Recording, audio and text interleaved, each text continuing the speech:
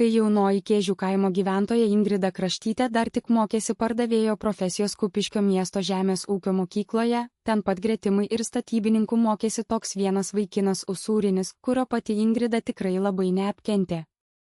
Kai mokinys Usūrinis Kumštis buvo jau trečiakursis ir buvo jam jau pati paskutinioji savaitė, likusi prieš pat netrukus prasidėsiančią gamybinę praktiką, tik tuomet kartą jis profkėje labai aiškiai prieš pat savo akis pamatė viską, tai, kodėl būtent jo klasiokai taip iš visų jėgų stengiasi kad tik jis liktų be savo panelės, pirmakursės virėjos Vilmos, kad tik su jais išskirtų, kam viso to jiems dabar reikėjo.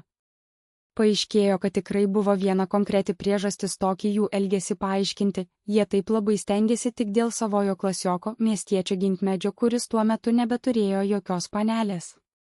Ginkmedis buvo už Usūrinį vyresnis 2 metais, bet irgi taipogi jam visiškai priešiškas asmuo, net mėgavosi kiekviena Usūrinio patiriama kančia, ypač šiuo metu, kai Usūriniui buvo vis dar taip sunku po išsiskyrimo su Vilma.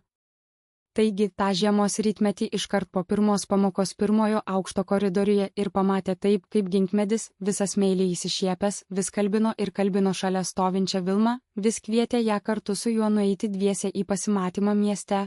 Bet prikalbinti taip ir nepavyko, nes šis vaikinas paneliai dėl savo maroziškumo visiškai nepatiko.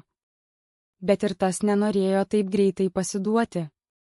O Usūrinis slapčia net ir nubraukė ašarą, supratę savo buvusią panelę, jau jis tikrai prarado.